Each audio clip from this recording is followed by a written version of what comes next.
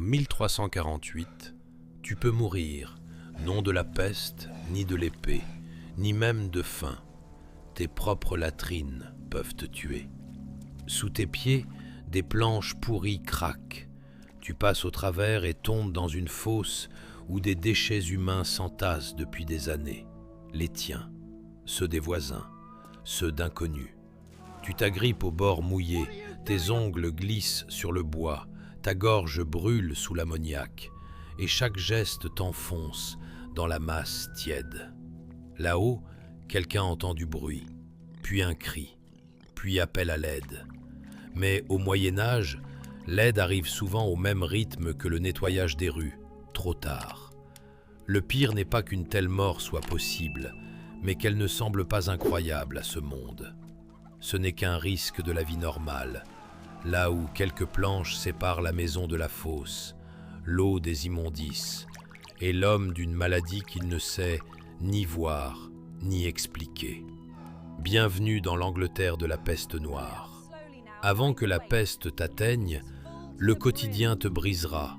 Odeur des rues, eau sale, fumée dans la maison, poux dans les vêtements, peau de chambre, paille pourrie, médecin à couteau et gens sûrs que le vrai danger vient du mauvais air et de la colère de Dieu.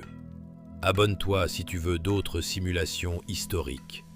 Ensuite, tu comprendras pourquoi l'homme moderne ne supporterait pas la peste, ni l'hygiène même du Moyen-Âge. La première chose qui frappera ne sera pas la ville, mais l'odeur. Elle viendra avant les murs, avant les églises, avant les gens. Lourde, humide, collante, fumée, fumier, urine, tripes de poisson, laine mouillée, paille pourrie, sueur humaine, et une note douceâtre de cadavre qui forcera ton estomac moderne à défier ton orgueil. Tu entres dans Londres, non comme touriste, mais comme un corps de trop dans une ville pleine. Dans les murs, des dizaines de milliers vivent, serrés dans des ruelles où les étages avancent, comme prêts à se fermer sur ta tête. Ici, pas de séparation familière. Ici la maison, là le marché, là les déchets, là l'eau, là les animaux. Tout est proche, se mélange, revient. Sous tes pieds, pas de pavé romantique, mais une bouillie de boue, de cendres, de paille, de fumier, de restes et d'eau grasse. Après la pluie, elle clapote. Par temps sec, elle devient poussière dans ta bouche. Tu ne marches pas seulement dans la saleté, tu respires la rue, tu la goûtes et la rapportes chez toi sous tes semelles. À côté, un boucher découpe une carcasse. Le sang coule où il peut. Le poissonnier jette les entrailles. Des porcs fouillent les ordures.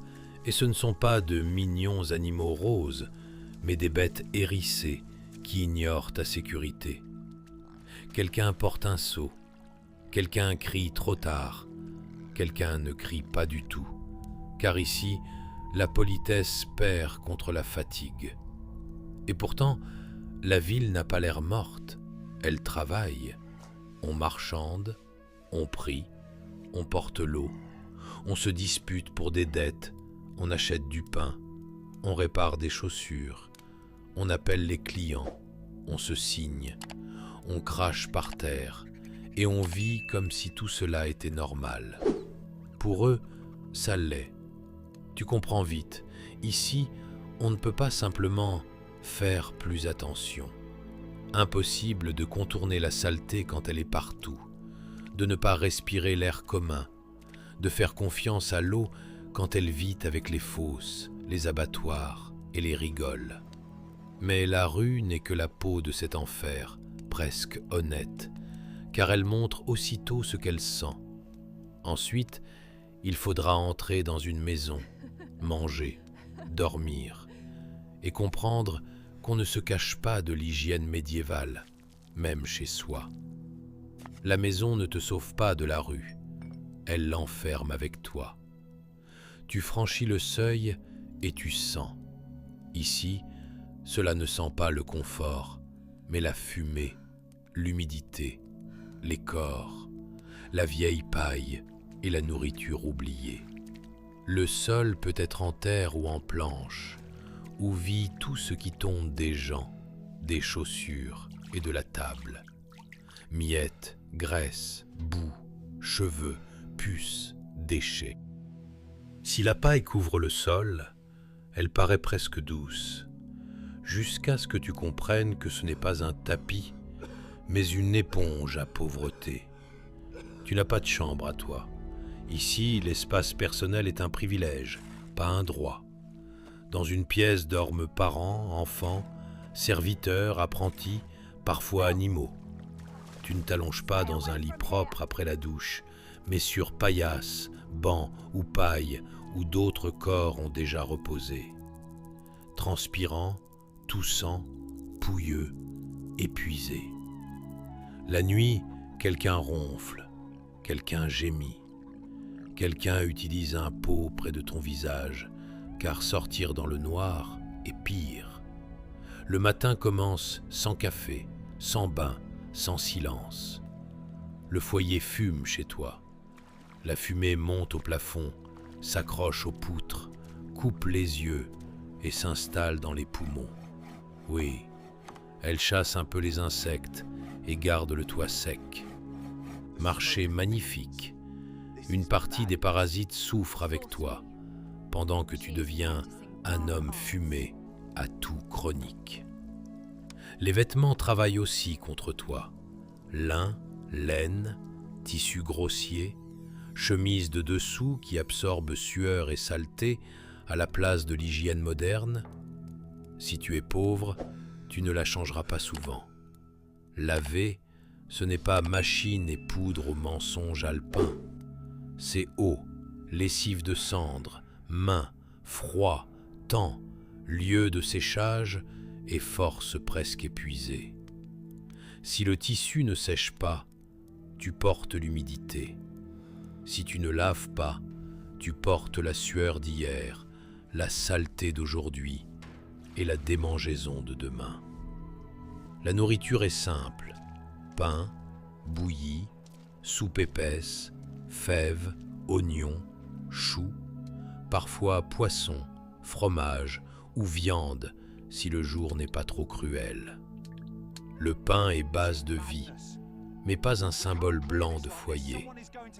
La farine peut contenir du sable des meules, le grain de la moisissure, les mains du boulanger, toute la biographie du matin. Tu manges avec des mains plus ou moins essuyées, et plus ou moins est le grand standard sanitaire de l'époque. Avec l'eau, c'est pire. Tu connais le mythe commode. Au Moyen-Âge, tous buvaient de la bière au lieu d'eau et évitaient ainsi la contagion. La réalité est moins douce. Les gens boivent de l'eau, cuisinent avec, se lavent avec, mais la pureté dépend du lieu, de l'argent, de la chance. Un seau peut sembler normal, l'eau peut être claire, et c'est ce qui la rend dangereuse. L'invisible n'a pas besoin de flotter pour entrer en toi. Les toilettes, ici, ne sont pas une pièce où tout disparaît. C'est un pot, des latrines communes, une fosse, un trou au-dessus du noir, ou une cour où quelqu'un a décidé que ça ira. La nuit, le pot reste près de toi. Le matin, il faut le sortir. Où ira son contenu dépend de l'habitude, la paresse, les règles et les injures du voisin. Dans le monde moderne, les déchets partent. Ici, ils changent d'adresse. Et tout cela est une journée ordinaire. Pas catastrophe, pas siège, pas punition spéciale. Les gens se lavent le visage, nettoient leurs vêtements, balayent, jettent des herbes au sol, essaient d'être convenables, de vivre dignement. Ce ne sont pas des sauvages de caricature. Ils vivent dans un monde où la propreté personnelle perd contre saleté commune, pauvreté, entassement et ignorance. Ce qui te brise, ce n'est pas un détail, mais leur somme. Fumée aux poumons, puce aux habits, eau suspecte, crasse sous les ongles, sommeil près d'une toux étrangère, nourriture passée par d'autres mains et toilette qui règle moins le problème qu'elle ne le repousse à demain. Et si tu crois avoir vu le cauchemar principal, maison, eau, nourriture, corps qui cède, tu ne regardes encore que le côté domestique du piège. Le pire commence ensuite. Les gens vont expliquer les maladies, te soigner, sauver la ville avec des méthodes parfois plus nocives que la saleté. Le danger principal n'est pas que le monde médiéval soit sale. La saleté, au moins, se voit. Le vrai ennemi est plus profond. Les gens ne comprennent pas ce qui les rend malades. Tu connais les mots bactéries, infection, contagion, incubation, sanitaire. Dans ta tête existe une carte de l'invisible. L'homme du XIVe siècle ne l'a pas. Il voit fièvre, tumeur, toux, faiblesse, diarrhée, plaies pourries et mort. Il explique cela avec son époque. Mauvais air, colère de Dieu, humeur corrompue et mauvais état du ciel. Si tu tombes malade, le médecin ne cherche pas de microbes, il cherche un déséquilibre. En toi, selon la théorie, doivent se mêler sang, flegme, bile jaune et bile noire. Si l'équilibre est rompu, il faut le rétablir. Par exemple, en saignant. Tu es allongé, faible, trempé de fièvre, langue sèche, et le spécialiste peut t'ouvrir une veine, car c'est cela, soigner. Et ce n'est pas de la cruauté, voilà l'horreur. Il veut vraiment aider. On peut te purger, provoquer le vomissement, poser des herbes, ouvrir une tumeur, brûler une plaie, parfumer la pièce de fumée ou te conseiller de prier plus fort. Il y a du soin. Il est juste armé d'un couteau, du feu et d'une mauvaise carte de la maladie. Avec les miasmes, c'est encore plus perfide. Les gens remarquent, là où il y a puanteur, pourriture, cadavres, eau stagnante et déchets, on tombe plus souvent malade. Donc, pense-t-il, la maladie est portée par l'air gâté. Dans leur logique, c'est raisonnable. La mauvaise odeur accompagne souvent le danger. Le problème, c'est qu'elle n'est pas la cause de tout. Elle n'est qu'un signal, parfois un décor. Alors ils brûlent des herbes, portent des parfums, aèrent, jettent au sol romarin, menthe, lavande. Parfois cela aide par hasard. Enlever les ordures vaut mieux que les laisser. Se tenir loin des corps pourris vaut mieux que rester près d'eux. Mais le vrai ennemi reste invisible. Il vient par l'eau, les mains sales, les puces, les rats, l'entassement, les vêtements, le lit et les gens qui, le matin, semblent sains. Tu peux comprendre plus qu'eux, mais c'est presque une moquerie.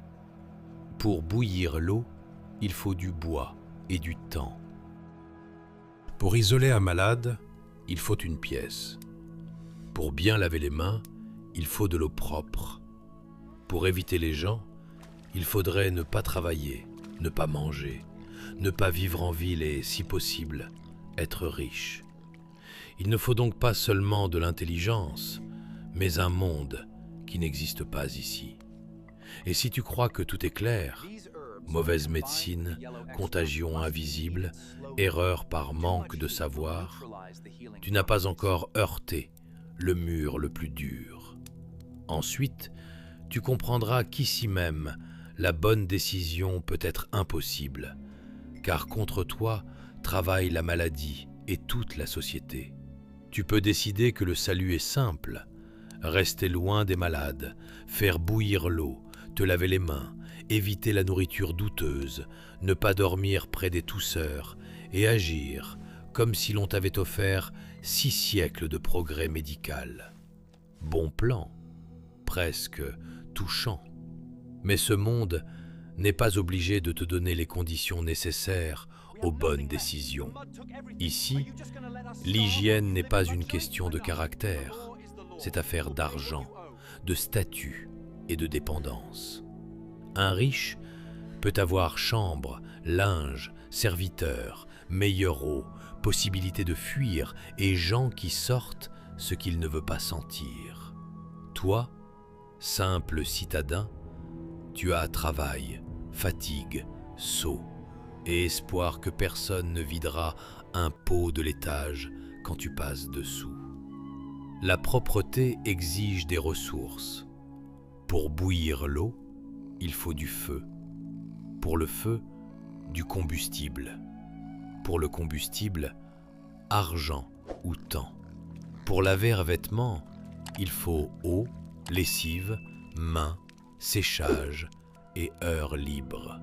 Et les heures libres d'un pauvre sont presque une licorne, moins utile. Tu ne peux refuser le sale travail. Si le maître dit de nettoyer, porter, laver, sortir, tu fais. Tu refuses, tu deviens inutile. Tu tombes malade, tu deviens un fardeau. Tu expliques qu'il faut isoler le malade. On demande où? Dans l'unique pièce où dorment enfants, parents, serviteurs et parfois animaux? Dans la grange? Dans la rue? Sous la pluie? Plan moderne, mais impossible. Même la prudence paraît suspecte. Tu ne vas pas chez le voisin malade, donc tu es cruel. Tu ne veux pas partager la nourriture, arrogant. Tu crains les vêtements d'autrui, lâche. Tu te laves trop, bizarre.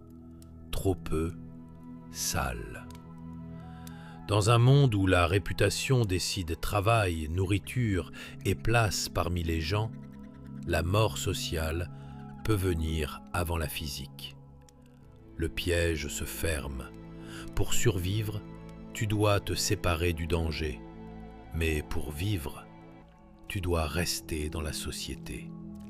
Puis cette société mourra si vite que même ces règles brutales cesseront de fonctionner. Au début, la ville ne tombe pas. Elle sonne seulement autrement. Moins de pas le matin, moins de cris au marché. Des portes restent muettes plus longtemps, derrière lesquelles, hier encore, on se disputait, toussait, mangeait, marchandait. Puis quelqu'un sort dans la rue avec le visage d'un homme qui a trop vu et dit « 3 morts dans la maison ». L'un avait sous l'aisselle une tumeur grosse comme un œuf. Le second brûlait de fièvre. Le troisième demandait de l'eau le matin. Le soir, il gisait les yeux ouverts. Là, tout l'ancien enfer domestique change de sens. La paille sale n'est plus seulement dégoûtante, elle est suspecte. Le vêtement d'un mort n'est plus seulement du tissu, mais une mort possible, que le voisin pauvre prendra peut-être, car le tissu vaut de l'argent. Seau, bol, poignée, banc d'église, main parente, morceau de pain, tout devient partie d'un réseau invisible, illisible pour tous. La maladie ne se conduit pas honnêtement. L'un souffre des jours, l'autre tombe presque d'un coup. Un troisième soigne les malades et reste vivant. Un quatrième s'enferme, prie, évite les gens et se réveille quand même avec fièvre et douleur à l'aine. Si la mort suivait des règles claires, on pourrait au moins faire semblant de la contrôler. mais elle arrive, comme si elle choisissait non les coupables, mais au hasard. La ville étouffe non seulement de maladies, mais du manque de mains vivantes. Quelqu'un doit cuire le pain, Porter l'eau, enlever les déchets, sortir les corps, creuser les tombes, garder les enfants, vendre, prier près des mourants. Mais eux aussi tombent malades. Le fossoyeur peut tomber avant ceux qu'il devait enterrer. Le prêtre peut mourir après la confession. Le médecin qui parlait hier de mauvais air est aujourd'hui couché avec sa tumeur, attendant le couteau dont il soignait les autres. La panique rend l'hygiène pire. Les uns brûlent des herbes comme si le romarin pouvait négocier avec la mort. D'autres évitent les bains de peur d'ouvrir le corps à la maladie. D'autres vont aux reliques, se massent, se repentent, prient, touchent les mêmes objets avec des mains déjà posées sur des malades. Pour eux, ce n'est pas idiot. C'est le dernier système compréhensible quand tout le reste cesse. Tu veux reculer, mais nulle part où aller. La maison est étroite, la rue est infectée de peur. Il faut eau, il faut nourriture. Les gens sont dangereux, mais sans eux, tu ne survivras pas. Tu regardes la ville et comprends.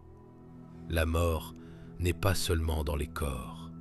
Elle est dans l'horaire que plus personne ne suit, dans la boutique fermée, dans la cloche qui sonne trop souvent, dans le silence d'une maison où hier on riait. Et si tu crois que c'est la limite, une ville malade plus vite qu'elle n'enterre, tu regardes encore de côté. Le dernier coup commencera quand tout cela cessera d'être l'histoire d'une ville et deviendra un jour ordinaire de ton corps. Tu te réveilles à cause d'une toux étrangère. La pièce est sombre, l'air épais de fumée, de sueur, de paille humide et du pot pas encore sorti. Près de toi, quelqu'un bouge, brûlant. Il demande de l'eau. Tu sais qu'approcher est dangereux, mais ne pas approcher est impossible aussi, car ici, la maladie n'annule ni pitié, ni parenté, ni devoir, ni peur de Dieu. Tu prends un seau et tu sors. Sous tes pieds clapote une boue mêlée de fumier, cendres, eau grasse et ce que quelqu'un a jeté hier par la fenêtre. Tu évites le plus sombre, mais après quelques pas tu comprends, il n'y a pas de choix. Toute la rue est compromise entre désagréable et immonde. L'eau paraît presque propre, c'est sa pire qualité. Tu n'y vois rien de mortel, donc tu crois tes yeux, même si ton esprit moderne hurle qu'ici les yeux ne servent à rien. Tu bois, puis tu manges du pain avec des mains plus ou moins essuyées, puis tu ajustes le vêtement où vivent les puces, puis tu te grattes le cou et tu penses que ce n'est qu'une démangeaison. Tu voudrais tant que ce ne soit que ça. Le jour, tu entends une cloche, puis une autre, puis quelqu'un dit que 2 personnes sont mortes à côté. Il faut sortir les corps, enlever la literie. Quelqu'un prendra les vêtements, car le tissu vaut trop pour rester aux morts. Tu veux dire que c'est dangereux, mais tu n'as pas de mots qu'on croira. Eux ont leurs explications. L'air, le péché, les étoiles, le châtiment, la volonté de Dieu. Le soir, tu es fatigué comme après une semaine. La fumée te coupe les yeux. Le ventre se tord de nourriture et de peur. La peau démange. La rue pue plus fort que le matin. Dans la maison, on tousse plus souvent. Tu te couches sur la paille et comprends enfin. Ton ennemi ici n'est pas une seule maladie. Ton ennemi est tout l'ordre du monde, où la saleté retourne dans l'eau, l'eau entre dans le corps se couche près d'un autre, et la mort s'explique par des mots qui n'aident pas à survivre. Tu ne vaincrais pas cette époque par l'esprit. Pour être prudent, il te faudrait eau propre, chambre, savon, égout, savoir, argent, droit de refuser et lieu où partir. Tu n'as presque rien, seulement ton souffle, tes mains sales, une toux étrangère dans le noir, et l'espoir que le matin ne commencera pas par une tumeur sous l'aisselle. Pour les gens autour, c'était normal. Pour toi, une lente attaque contre corps et raison. Et si tu te retrouvais là-bas, ce ne serait peut-être pas la mort noire qui te tuerait. D'abord, tout ce que les gens appelaient hygiène ordinaire te briserait.